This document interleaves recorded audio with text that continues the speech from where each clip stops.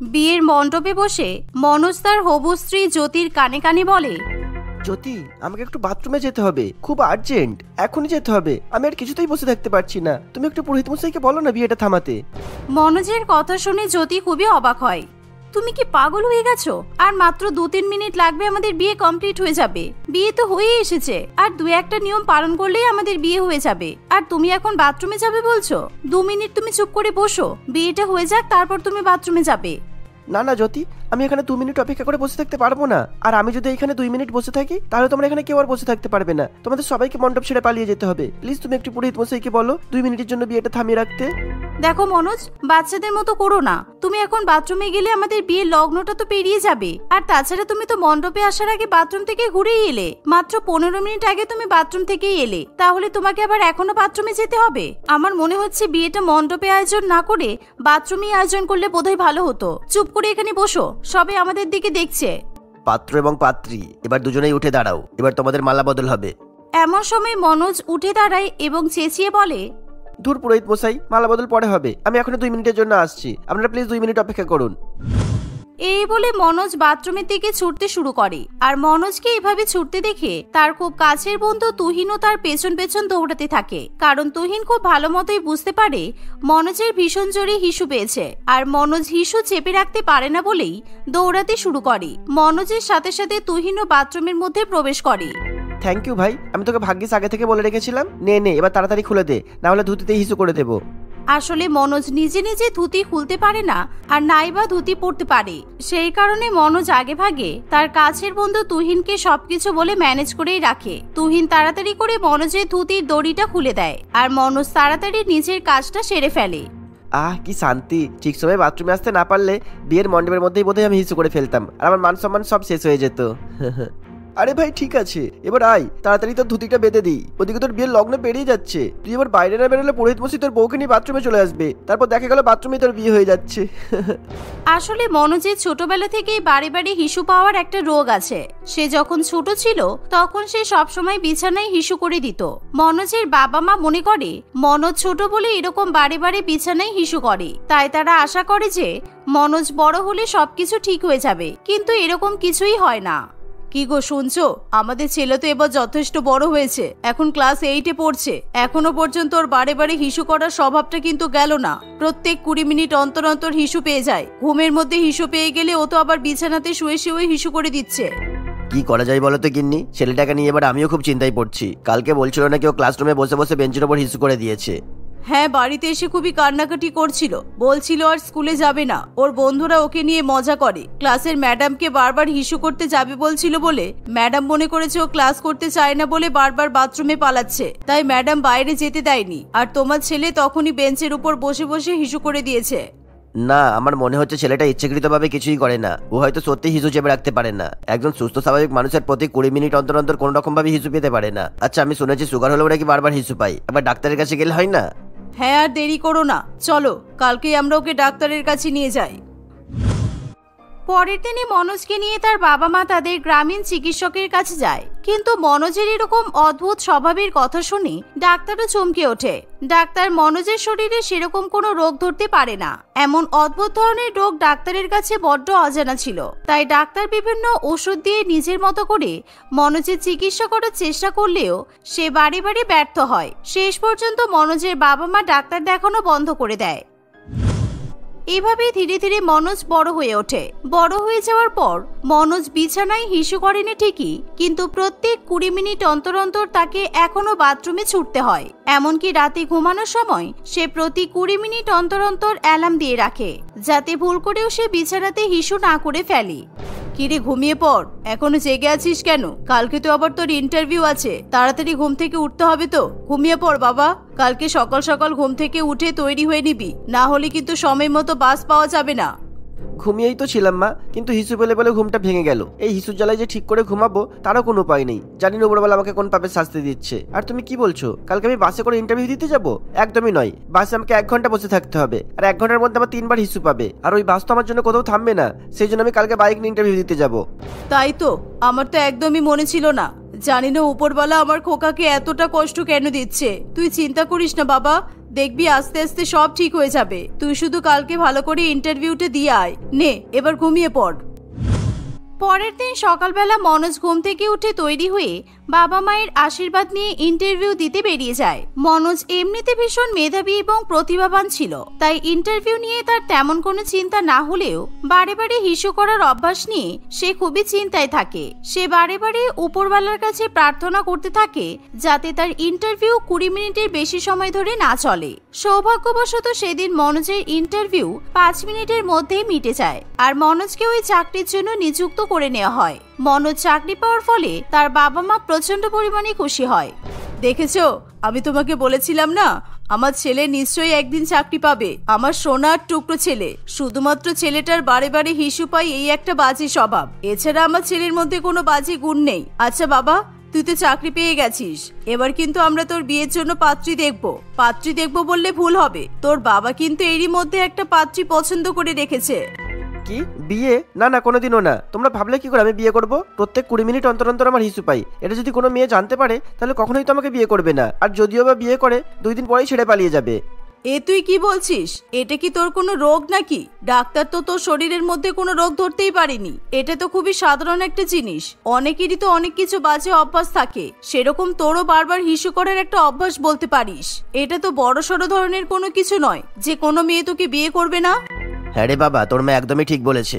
একদিন না একদিন তোকে তো বিয়ে করতেই হবে। আর তাছাড়া তুই এখন তো ভালো চাকরি পেয়েছিস, তোকে এখন যে কোনো মেয়ে বিয়ে করার জন্য এগিয়ে আসবে। আর উপরওয়ালার কৃপায় দেখবি আস্তে আস্তে তোর এই স্বভাবটাও চলে যাবে।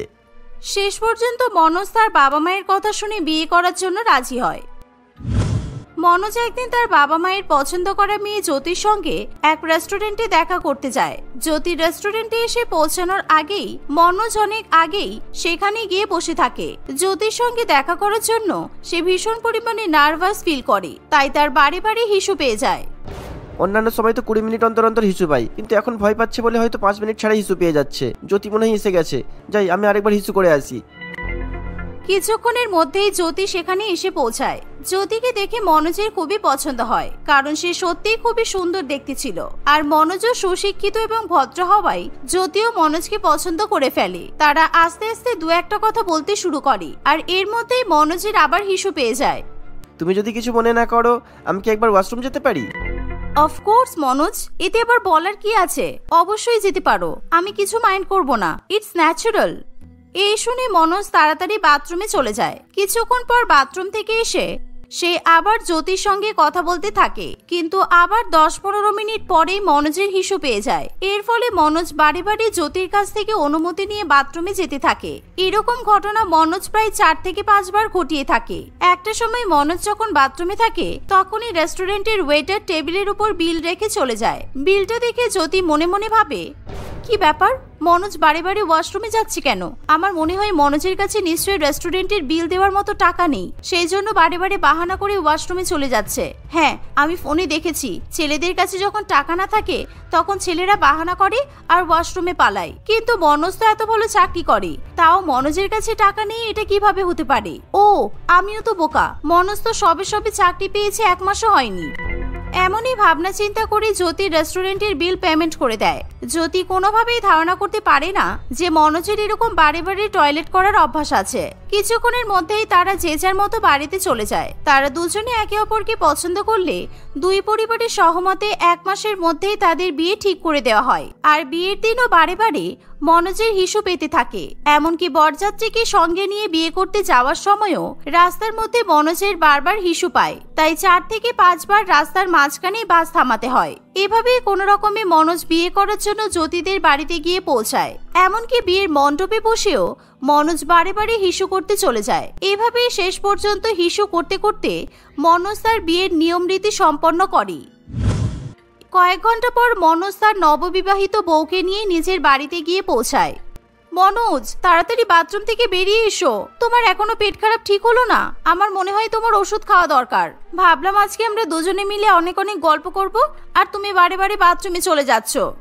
মনোজ বাথরুম থেকে বাইরে বেরিয়ে এসে জ্যোতিকে বলে, না জ্যোতি, আসলে আমার পেট খারাপ হয়নি। আমার প্রতি 15 মিনিট ছাড়া ছাড়া হিসু পাই। ছোটবেলা থেকেই আমার এটা অভ্যাস, তাই আমি বারবার হিসু করতে বাথরুমে যাচ্ছি। এই শুনে জ্যোতি প্রচন্ড পরিমাণে রেগে যায়। সে মনোজের এরকম অদ্ভুত অভ্যাসের কথা কিছুতেই মেনে নিতে পারে না। সত্যি সত্যি জ্যোতি সেদিন সারা রাত ধরে লক্ষ্য করে মনোজ প্রতি 15-20 মিনিট অন্তর টয়লেটে যাচ্ছে। পরের দিন সকাল হতে না হতেই মনোজের এরকম অভ্যাসের কারণে জ্যোতি শ্বশুর বাড়ি ছেড়ে নিজের বাড়িতে ফিরে যায়। দেখলে তো মা, আমি এই জন্যই বলেছিলাম আমি বিয়ে করবো না। তোমরা বলেছিলে এটা কোনো বড়সড় রোগ নয়, এটা একটা সাধারণ ব্যাপার। তাহলে আমার বউ আমাকে ছেড়ে পালিয়ে গেল কেন বলো? আগে আমার বন্ধু বান্ধবরা আমাকে নিয়ে মজা করতো, আর এখন সমস্ত আত্মীয় স্বজন সবাই আমাকে নিয়ে মজা করবে। হ্যাঁ রে বাবা, আমার মনে হচ্ছে আমরা সত্যিই ভুল করে ফেলেছি। তবে জ্যোতি খুবই ভালো মেয়ে, তোর জ্যোতির কাছে গিয়ে একবার ক্ষমা চাওয়া দরকার। দেখবি ও নিশ্চয়ই তোকে ক্ষমা করে দেবে, আর ও আবার বাড়িতে ফিরে আসবে। মায়ের কথা শুনে মনোজ নিজের শ্বশুর বাড়িতে চলে যায়। সেখানে গিয়ে সে জ্যোতির কাছে বারে বারে হাত জোড় করে ক্ষমা চায়, আর জ্যোতিকে বাড়িতে ফিরে যাওয়ার জন্য অনুরোধ করে। না, আমি তোমার সঙ্গে ফিরে যাব না। তুমি জানো এটা তোমার কোনো অভ্যাস নয়, এটা তোমার রোগ। এরকম একটা সাংঘাতিক রোগের জন্য তুমি ডাক্তার দেখাওনি কেন? এটা ভেবেই তো আমি অবাক হচ্ছি। আমি ডাক্তার দেখাইনি কি বললো? ডাক্তার তো কোনো রোগই ধরতে পারে না।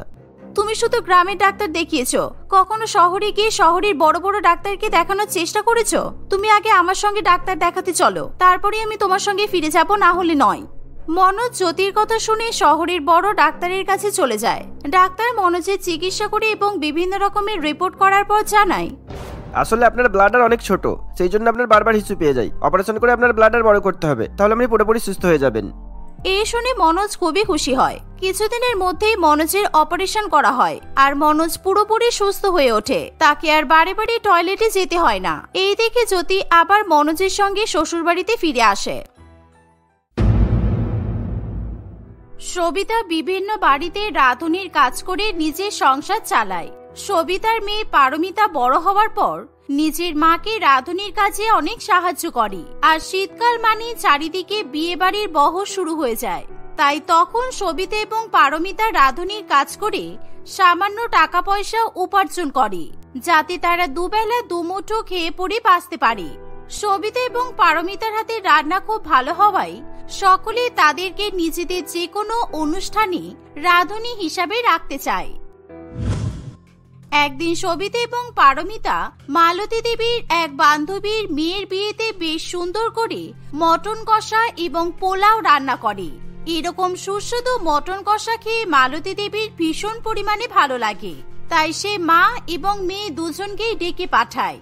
তোমরা দুজনে মটন কষাটা দারুণ রান্না করেছো। আমি আমার মায়ের হাতের মটন কষা ছাড়া আর কোনোদিনও কারোর হাতের মটন কষার প্রশংসা করিনি, কিন্তু আজকে এই মটন কষা খেয়ে আমি বলতে বাধ্য হচ্ছি যে তোমাদের রান্না আমার মায়ের থেকেও ভালো হয়েছে। ধন্যবাদ দিদিমণি, আপনার আমাদের রান্না করা মটন কষা খেয়ে ভালো লেগেছে, এটাই আমাদের কাছে অনেক। এরপর আপনাদের বাড়িতে যদি কোনো অনুষ্ঠান থাকে তাহলে আপনারা আমাকে আর আমার মেয়েকে রাঁধুনি হিসেবে রাখতে পারেন। আমরা তাহলে অত্যন্ত খুশি হব। হ্যাঁ, ওই জন্যই তোমাকে আমি আরো ডাকলাম। সামনের সপ্তাহে আমার মেয়ের বিয়ে, তাই আমি তোমাকে আর তোমার মেয়েকে আমার মেয়ের বিয়েতে রান্নার কন্ট্রাক্টটা দিতে চাই। কিন্তু আমার মেয়ের বিয়েতে কম করে হলেও 500 জন লোক হবে। তোমরা দুজনে মিলে 500 জনের মটন কষা রান্না করতে পারবে তো?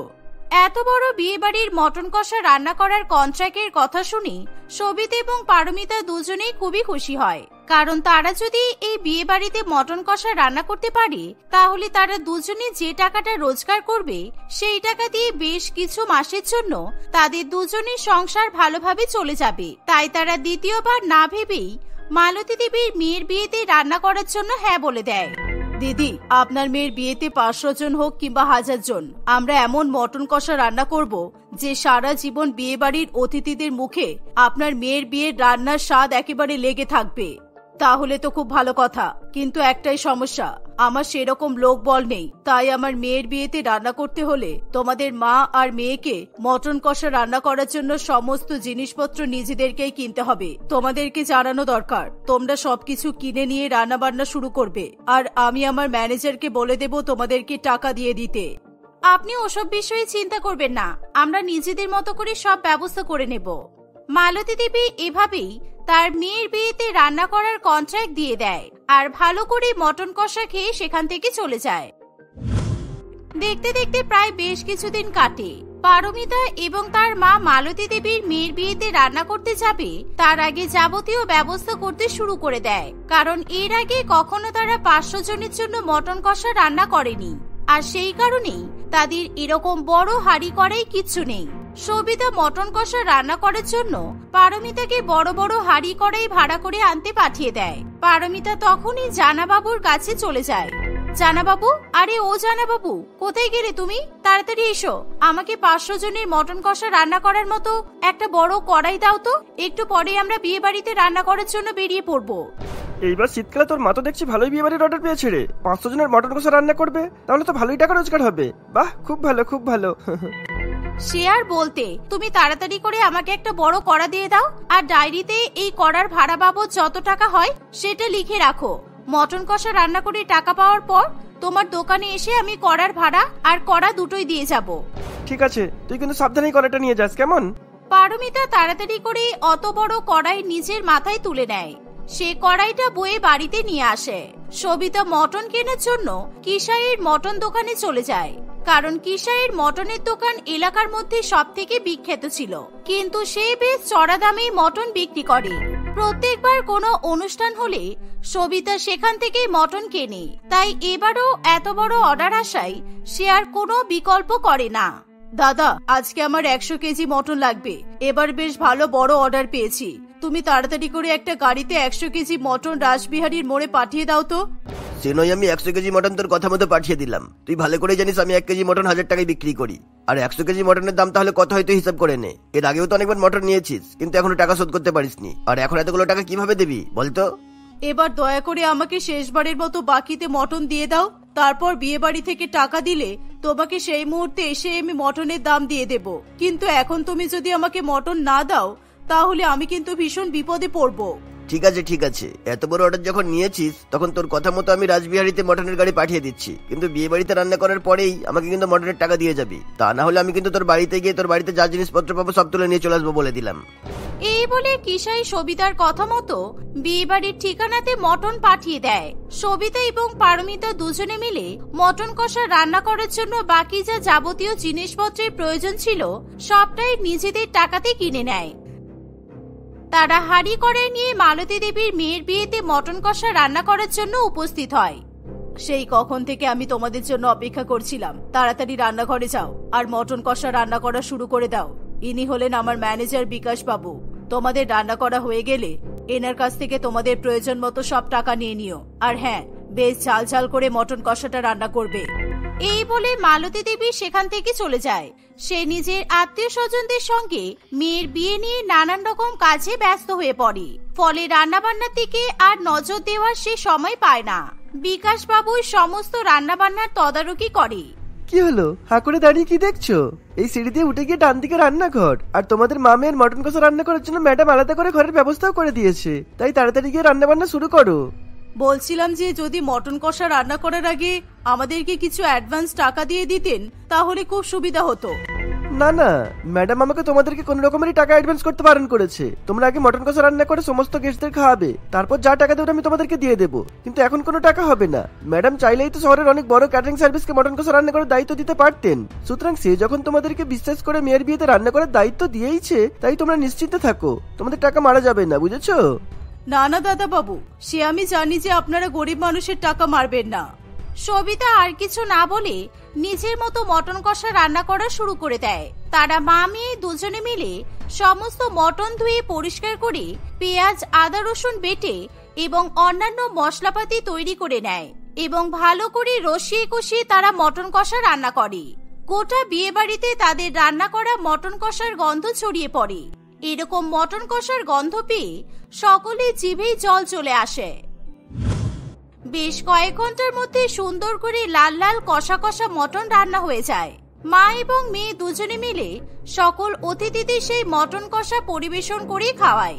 সকলের মুখভঙ্গি দেখে বোঝা যায় যে তাদের মটন কষা খেয়ে বেশ ভালোই লেগেছে।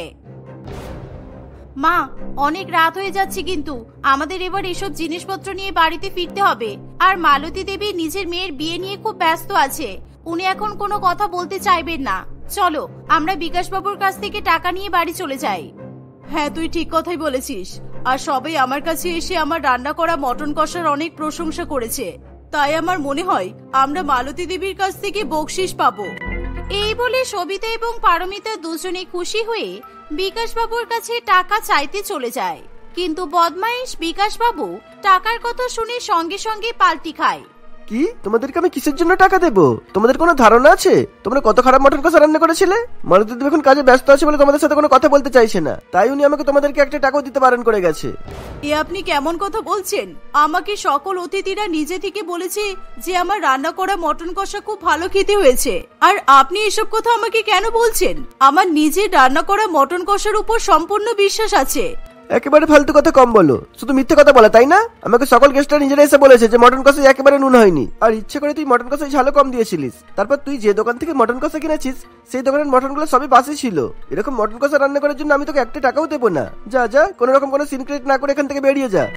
বিকাশ বাবুর এরকম কথা শুনে সবিতা এবং পারমিতা ভীষণ পরিমাণে ভয় পেয়ে যায়, কারণ তারা এত বড় বিয়ে বাড়িতে রান্না করার জন্য আগে থেকেই বাজারে অনেক ধার দেনা করে ফেলেছে। তাই এখন যদি তারা সেসব টাকা শোধ করতে না পারে তাহলে তাদেরকে প্রাণে মারা পড়তে হবে। তাই তারা কাঁদতে কাঁদতে টাকার জন্য বিকাশ বাবুর পায়ে পড়ে যায়, কিন্তু বিকাশ বাবুর তাতে কিছুই যায় আসে না। আমাদের একটা বারের জন্য অন্তত মালতী দেবীর সঙ্গে দেখা করতে দিন। আপনাদের নিশ্চয়ই কোথাও একটা ভুল হচ্ছে, কারণ মালতী দেবী এত ভালো মটন কষা খেয়ে এরকম খারাপ খারাপ মন্তব্য কিছুতেই করতে পারেন না। এখন যদি আমরা আমাদের প্রাপ্য টাকা না পাই তাহলে সকল দোকানদাররা আমাদেরকে মেরেই ফেলবে। পারমিতা এবং তার মা এভাবেই কাকুতি মিনতি করতে থাকে, কিন্তু তাদের কোনো কথাতেই কোনো কাজ হয় না। বিকাশ বাবু মালতী দেবীর সঙ্গে দেখা তো করতেই দেয় না, উপরন্তু তাদেরকে ঘাড় ধাক্কা দিয়ে সেখান থেকে তাড়িয়ে দেয়। সবিতা এবং তার মেয়ে কাঁদতে কাঁদতে বিয়ে বাড়ি থেকে বেরিয়ে আসে। তারা কিছুতেই বুঝতে পারে না যে কড়াইয়ের দোকানে এবং মটনের দোকানে কিভাবে তারা টাকা শোধ করবে, তাই তারা নিজেদের পাড়াতে ঢুকতে পর্যন্ত ভয় পায়। ঠিক এমন সময় জানাবাবু এবং কসাই সবিতার ফোনে টাকার জন্য ফোন করে, কিন্তু তারা ভয়ের চোটে ফোন পর্যন্ত ধরতে পারে না। এই পারমিতা, আমরা তো বিয়ে বাড়ি থেকে বেরোনোর সময় জানাবাবুর কড়াইটাই নিয়ে আসতে ভুলে গেছি। চল, আমাদেরকে আবার বিয়ে বাড়িতে যেতে হবে। বিকাশ বাবুর পায়ে ধরে অন্তত কড়াইটা তো ফেরত আনতেই হবে, তারপর জানাবাবুর সঙ্গে কথা বলে কোনো একটা ব্যবস্থা করা যাবে। চল। এই বলে তারা দুজনে মিলে আবার বিয়ে বাড়ির দিকে যায়। ঠিক এমন সময় তারা রান্নাঘরে ঢুকে মটন কষা রান্না করার জন্য ব্যবহৃত কড়াইটা ফিরিয়ে নিতে যাবে, আর তখনই তারা বিকাশ বাবুর কথা শুনতে পায়। এই রামু শোন, ওই দুটো রাধুনি যদি টাকার জন্য বিয়ে বাড়িতে আছে তাহলে কিছুতেই ওদেরকে ম্যাডামের সাথে দেখা করতে দিবি না, বুঝেছিস? যা এবার এখান থেকে চলে যা, গিয়ে দরজার সামনে দাঁড়িয়ে পাহারা দে। কেমন ওই দুটো মটন কষা রাধুনিকে ঘোল খাওয়ালাম দেখলি তো? ওরা বেশ ভালোই মটন কষা রান্না করেছিল, আর ম্যাডাম ওদেরকে বেশি টাকা দেওয়ার জন্য আমাকে অনেক অনেক টাকাও দিয়েছে, কিন্তু আমি সমস্ত টাকাই ইচ্ছে করে মেরে দিয়েছি, আর মেরে নিজের পকেট ভরে নিয়েছি। আর গর্দব দুটো কিছুতে বুঝতেও পারিনি। বিকাশ বাবুর এমন কথা শুনে সবিতা এবং পারমিতা তার উপর রাগে ফেটে পড়ে। তারা রান্নাঘরে ঢুকে বিকাশ বাবুর সামনে গিয়ে দাঁড়ায়। বিকাশ বাবু তাদের দুজনকে দেখে ভূত দেখার মতো ভয় পেয়ে যায়। এ কি, তোরা আবার এখানে এসেছিস? রামু, এদেরকে তাড়াতাড়ি এখান থেকে তাড়িয়ে দে তো। আমাদেরকে তাড়ানো অত সোজা নয়। আমরা যেমন ভালোর ভালো তেমন খারাপের খারাপ। গরিব মানুষের মটন কষা রান্না করার টাকা মেরে বড়লোক হওয়া বের করে দেব। এক্ষুনি আমাদের সব টাকা দিবি, আর না হলে আমরা যে করেই হোক ম্যাডামের সঙ্গে দেখা করে তোর ভালো মানুষের মুখোশ টেনে খুলে দেব। বিকাশ বাবু কিছুতেই সবিতা এবং পারমিতাকে টাকা দিতে না চাইলে রান্নাঘরে তাদের মধ্যে ভয়াবহ ঝামেলা বেঁধে যায়। এত চিৎকার চেঁচামেচি শুনে বিয়ে বাড়ির সকল লোক রান্নাঘরে এসে উপস্থিত হয়, আর সেখানে মালতী দেবী ও তার মেয়ে চলে আসে। সবিতা এবং পারমিতা মালতী দেবীকে সব ঘটনা জানায়। মালতী দেবী স্বপ্নেও ভাবতে পারেনি যে তার বিশ্বস্ত ম্যানেজার এরকম বাজে কাজ করতে পারবে। তোমার এত বড় সাহস! এই মহিলা দুটো আমার মেয়ের বিয়েতে অসামান্য দারুণ মটন কষা রান্না করেছে, আর তুমি এদেরকে 1 টাকাও দাওনি। আর কিছুক্ষণ আগে তুমি আমাকে এসে জানিয়েছো যে তুমি নাকি ওদেরকে সব টাকা দিয়ে দিয়েছো। ছি, তোমার এত লোভ! তুমি এক্ষুনি এনাদেরকে সব টাকা দাও, না হলে কিন্তু আমি পুলিশ ডাকতে বাধ্য হব। বিকাশ বাবু পুলিশের কথা শুনে খুব ভয় পেয়ে যায়। সেই মুহূর্তে সে তাড়াতাড়ি করে সব টাকা সবিতা এবং পারমিতাকে দিয়ে দেয়। মালতী দেবী সেই সাথে তাদের দুজনের মটন কষা রান্নার অনেক প্রশংসা করে। সবিতা এবং পারমিতা তাদের প্রাপ্য টাকার থেকে অনেক বেশি টাকা পাওয়ায় খুবই খুশি হয়ে হাঁড়ি কড়াই গুটিয়ে নিয়ে বাড়ি চলে যায়। পরের দিন সকালবেলা তারা জানাবাবু এবং কিসাইয়ের সব টাকা শোধ করে দেয়। এভাবেই গরিব মা এবং মেয়ে সুস্বাদু মটন কষা রান্না করে রাঁধুনি হিসেবে বেশ পরিচিতি লাভ করে।